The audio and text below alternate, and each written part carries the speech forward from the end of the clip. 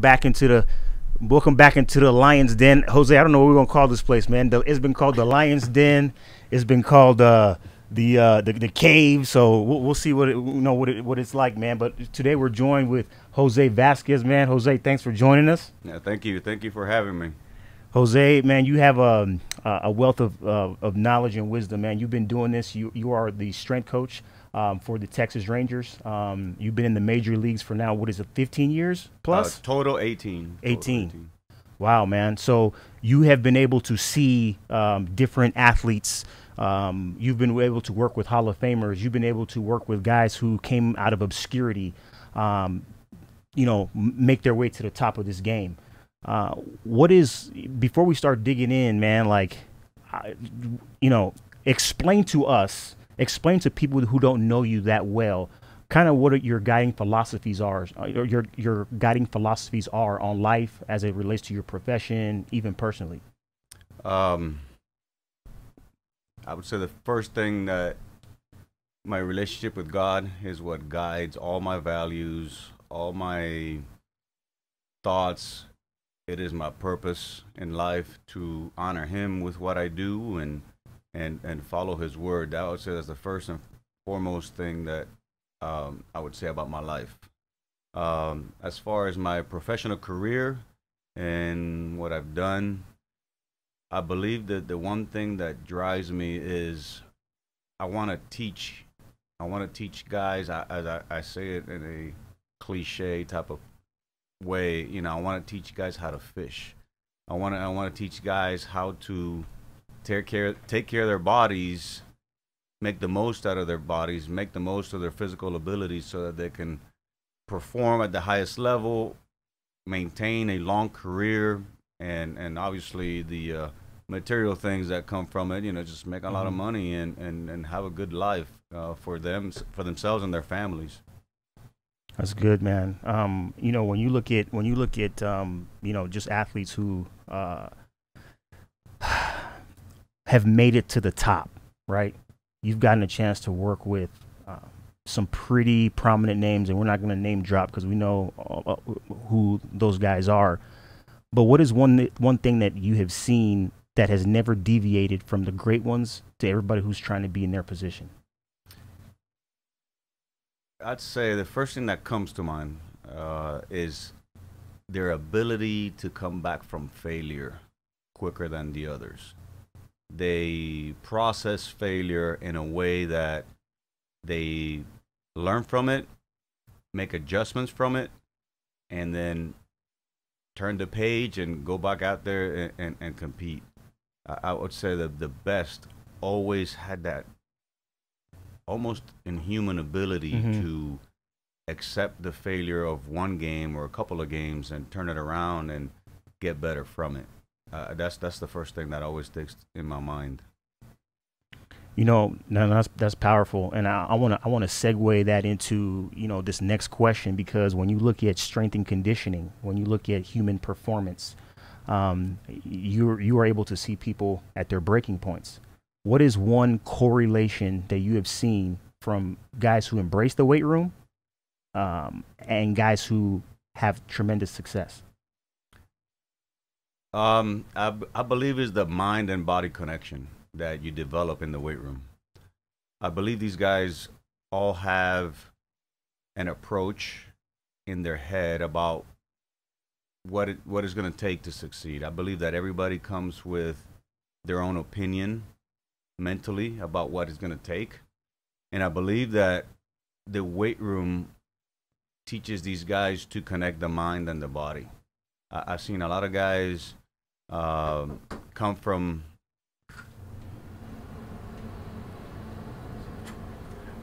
Can I keep going? Yeah. I've seen a lot of guys not be able to connect the two. The weight room is a very easy place to talk to your body, make the body do certain things that is not capable of doing, put themselves in uncomfortable positions, push their bodies to the limits.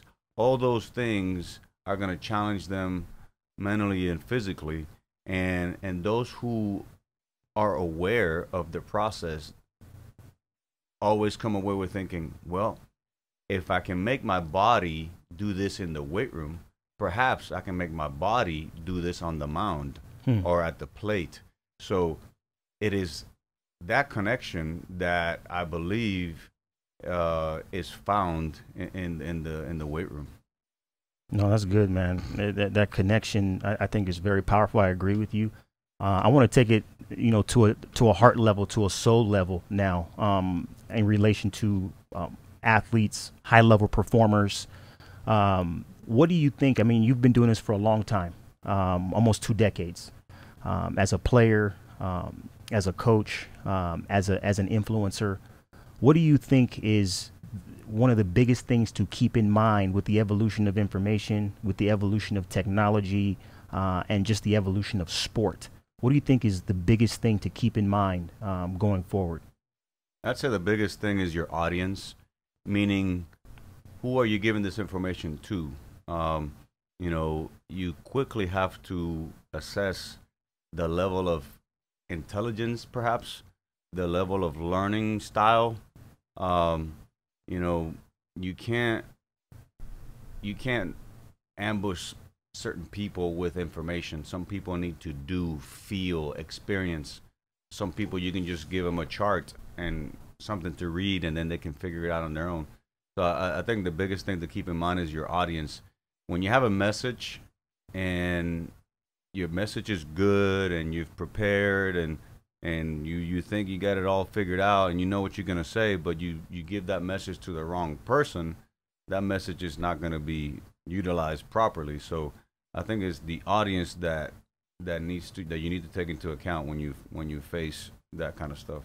That's good. Where do you think baseball is right now in general, in being in tow with what you just said? Where do you think the world of baseball is in general? Is it good, bad, mediocre, excellent? How would you assess it? I'd say the information is coming in very fast, and it's becoming sometimes for some guys a little bit confusing.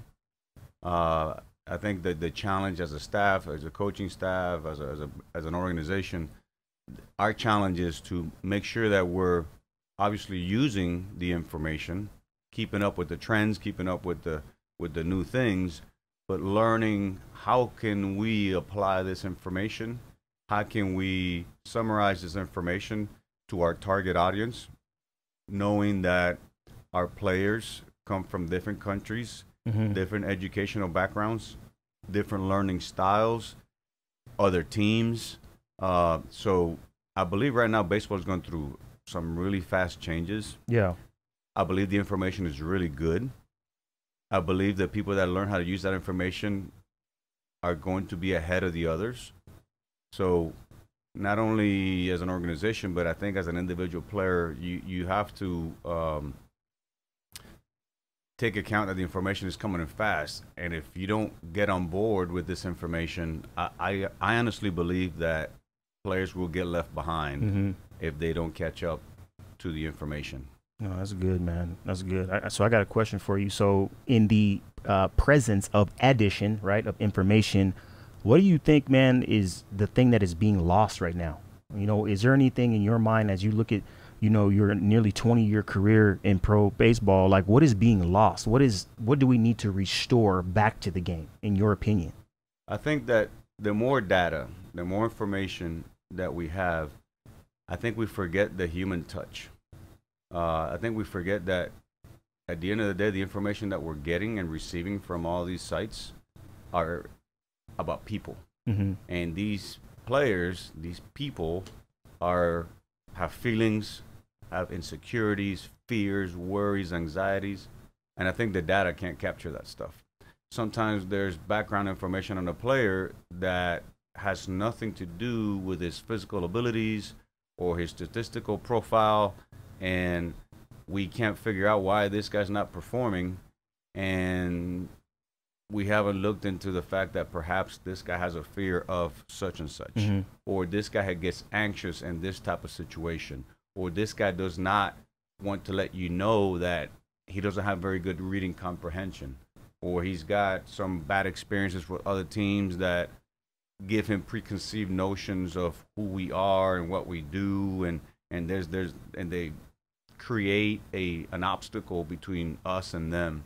So I believe that is the human touch that we need to continue to make sure that we connect with these guys, that we connect with their feelings, we connect with where they're coming from, so that the information, all the things that we're trying to do, they catch on, and they're able to apply what's being given.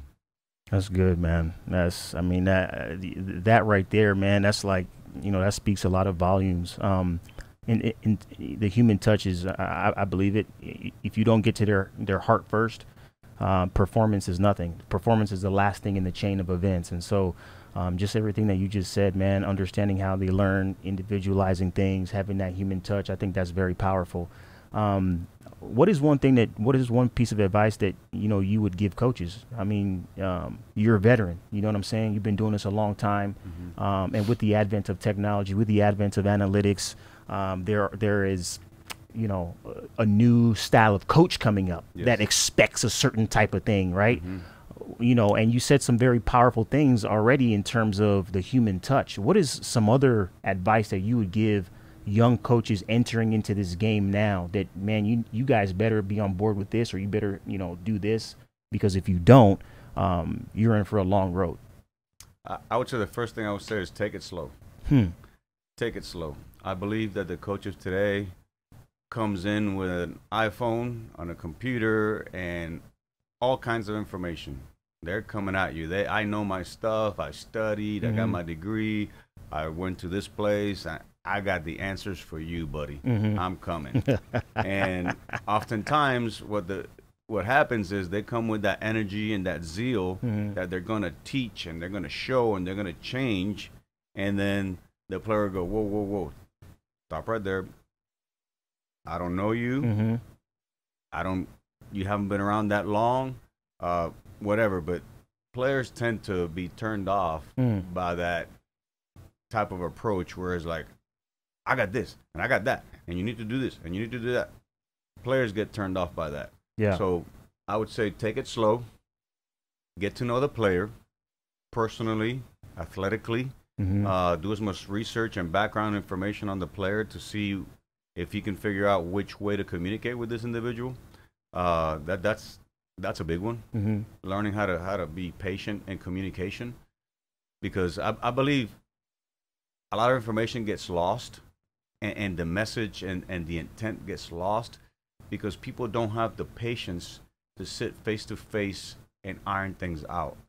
Sometimes a coach may say a certain thing, and the player hears it and receives it the wrong way. Totally different, yeah, the wrong way. Yeah, in a different way. And sometimes the player doesn't have the emotional intelligence to say, hey, coach, that sounds good, but I don't understand. Could you explain further? Often what happens is the coach gives them all this extra, we got X, Y, physiology, whatever. He throws all the stuff at them. The player will kind of look at him sideways and like do several things. Number one, kind of nod their head, go about their business, go back in the cage and do completely something different than was said. Or some guys do have at least the courage to say, you know what, no, I don't like that. That doesn't work for me. But they stop you right there. But what I hope happens is that the player would say something, you know what, I know you have good intentions for me. Can you explain further? Now the coach needs to say to himself, I need to rephrase it. I need to say it a different way. I need to maybe say less. So it is that interaction that needs to happen in order for this information to get through, for the message to get through. And that's a huge component of coaching, is giving instructions and walking away knowing that athlete received the information, internalized it, and hopefully when he does whatever you ask him to do, you can tell, oh, he's applying it. I can tell he understood me. And that's the key. Sometimes in communication we lose that, and because of our personal prejudices, past experiences or whatever, or perhaps the lack of ability to sit there face to face and hash things out. No, that's true, man. So I think that right there is where coaching is lost, is when that conversation doesn't go any further than the initial instructions. No, man, that's some. I hope people are listening to that, because this has nothing. This has nothing to do with strength and conditioning. This is coaching. This is human behavior 101. So I mean, you bring up some really powerful points. I'd like to hear from you what you think, is the most exciting thing on the horizon for you, right? So what do you think is the most exciting thing right now in the world of sports, in the world of baseball for you? Most exciting. I think the most exciting to me is the technology that's being used to analyze human performance. That's always been one of my passions, is understanding human performance. I mean, I've dedicated myself personally and professionally to study the human body and find out how it performs. And right now, there's a lot of technology coming out that tell us what angle this guy did this thing and what velocity he lifted this weight, and the angle where you make contact is such that if you do it that way, it's a home run. And so the most exciting for me is to see how this technology is going to be used. I like to think that technology is helpful. I don't shy away from it. I use it to try to confirm what I believe was true. But I think that as I look into sport right now, I think it's just the technology that's being used to measure human performance and movement. That's good, man. I mean, I'm gonna play devil's advocate real quick, right? So you said technology. Is there anything new under the sun? No. No. It's, as a man that reads the Bible, Ecclesiastes, there's a book of the Bible called Ecclesiastes that it says that there's nothing new under the sun. Everything that is being done now is probably been done somewhere else in a slightly different way, but hardly ever is anything just completely new. Even if we might be the only ones exposed to it here in Texas, I guarantee you other countries have it or had it or have done it. So I don't really believe there's anything new under the sun. I just think it's just things get packaged a different way and labeled a different way, and they're sold as new. But I don't believe that there's anything that is. The only thing unique is us. Yeah. Everything else is just. So the technology gives us a different way to look at it, a more advanced, a more layered way to look at things. But in terms of, actual, things that we do, modalities, methods that we use to get people bigger, faster, stronger, those principles still largely stay the same. Yeah. No. I believe the use of technology, its purpose is to prove what already exists. The human body has performed the same way since God invented, it made us. How our muscles contract, the neuromuscular connections, their nerve conduction, their brain patterns, their hormonal, actions, the physiology, all that stuff it's been the same. But as we add technology, we are able to go back and say, oh, that's why this works. Yeah. It's not telling us what it is. It's already been there, but it's telling us why it works. And the more that we know why things work, the better we can make adjustments, make suggestions, do things a little bit differently. But the body has never changed. The body's been the same since the beginning of time. So I just believe that its sole purpose is to tell us why certain things move or don't move or act this way or act that way. That's good, man. So, I asked you what you were most excited about, right? What is the thing that you would say, like, you know what I'm saying, pisses you off? Like right now about the profession, about the game, about sport, right? What is the thing that you say, you know what, man, as long as I'm in it, as long as I have a voice at the table, like, we need to see this change because I think that it's affecting players, coaches, growth, and likewise? Um, I say the biggest thing that pisses me off is having to deal with the outside influences. Um, I believe that myself, staff, players, but I would say the staff, we all sacrifice a lot of time, effort, money, educating ourselves to be the best, to provide these players, to provide the organization the best of the best. And it is a constant challenge to not only coach these guys that have all these issues and all these human factors that we have to deal with here every day, but it's very difficult to always be fighting the outside influences on these players, whether it's social media, whether it's all the wannabes on the outside always looking through the TV or sitting in the stands and like, oh, this is what this guy needs to do. Why this guy needs to pitch this way? Oh, this guy needs to stretch that way. And if I was there, I could do this. So is that kind of stuff that I've been fighting for 18 years, and I would say it's probably going to continue.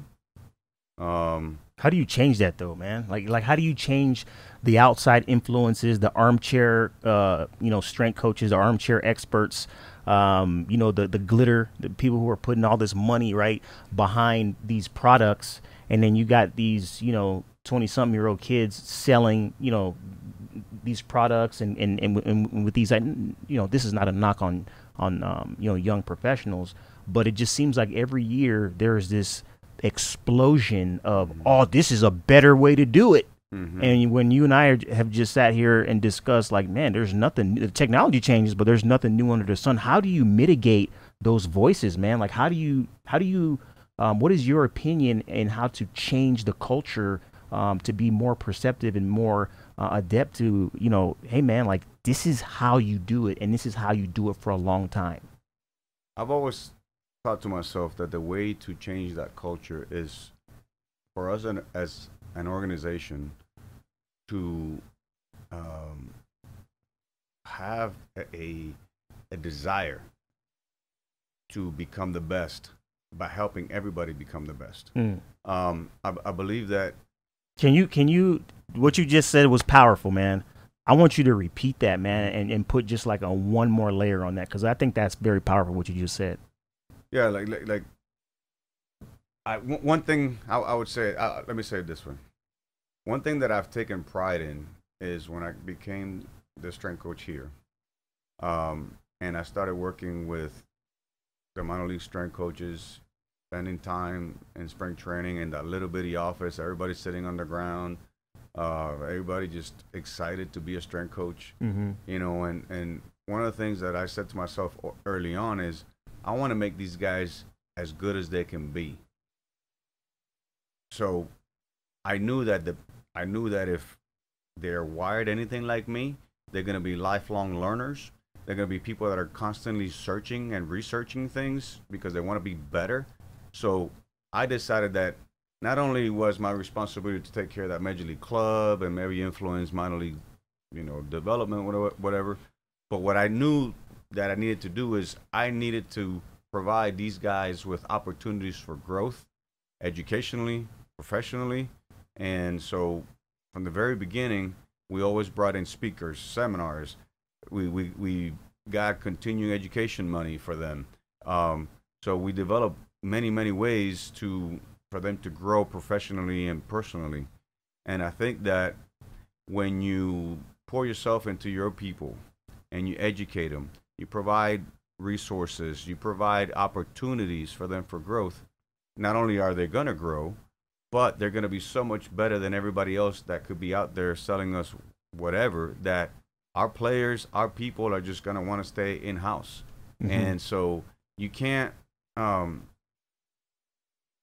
one thing that I've never heard of anybody say, I want to be the worst. Everybody says, I want to be the best. Right. Well, how can I help you be the best?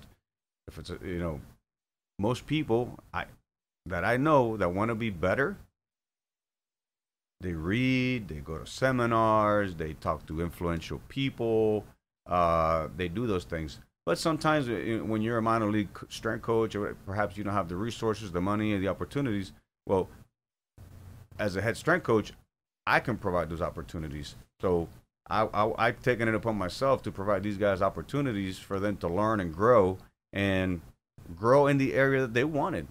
Some guys wanted to do yoga. Some guys wanted to do speed. Some guys wanted to do manual therapy. Whatever area that they wanted to excel in, we've provided ways for them to get that information. And I think that is, as an organization, we do that for all our coaches, all our staff.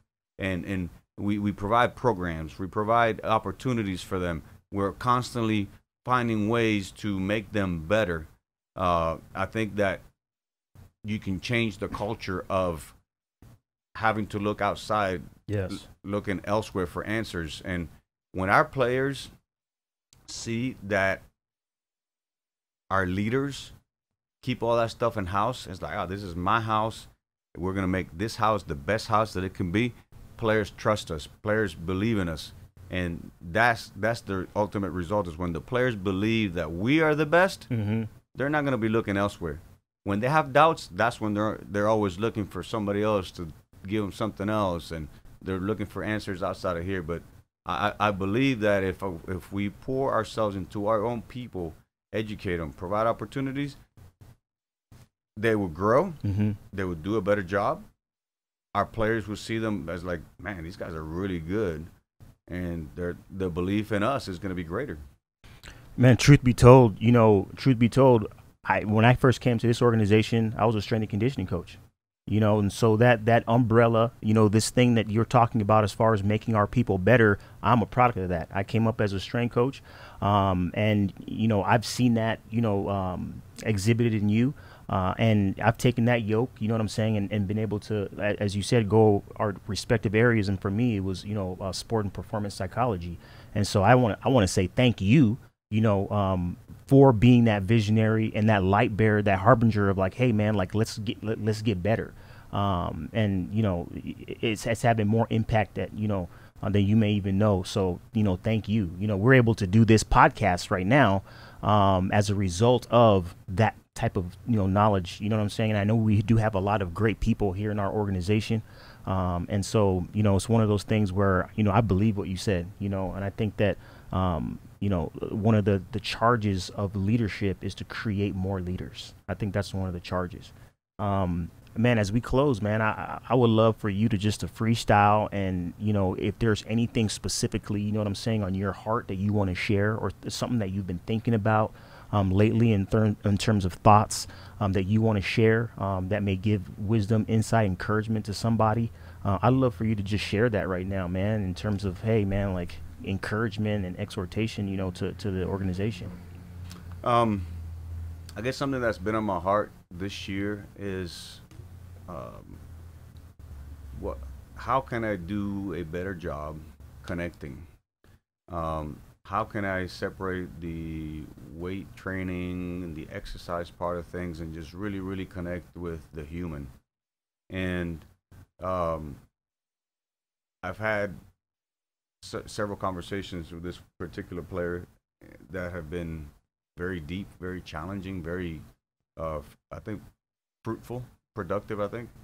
And one of the things that he said was, I asked him, so what do you think is a good coach? What is a good coach to you? And he said to me, it's a coach that's going to be there with me when I'm doing good and when I'm doing bad. And I know it sounds kind of a simple explanation of that, but I walked away thinking, all he wants me to do is just be there for him. Just be there for them. Sometimes being there for someone requires no action. Just being there physically, being attentive to what they're saying. Sometimes you don't even have to say anything back. Just let them talk, and just really, really focus on what they're saying. Listen, be present. And sometimes the best action is no action. Just listen. So that was a very good, that was a very impactful conversation for me, and hopefully I'm living that out with him, and it gave me more insight about what these guys really want, what these guys really want out of me. They don't. I honestly believe now, after all these years, that yeah, some may want just a workout, but I feel like sometimes the majority of the time these guys just want to connect, and they just want me to be there physically for them. That's all they want, just a physical connection of someone that is there for them, win or lose, good performance, bad performance. And so that connection is something that they really has touched me this year, and has made me realize that there's so much more than strength and conditioning. That's powerful, man. That's powerful. Jose, man, I want to thank you for your time. That was some very rich information, and it blessed me. It helped me put some things in perspective too. So, man, thank you again, man, for doing this, man. Oh, you're welcome, man. Anytime, brother. All right, man. All right.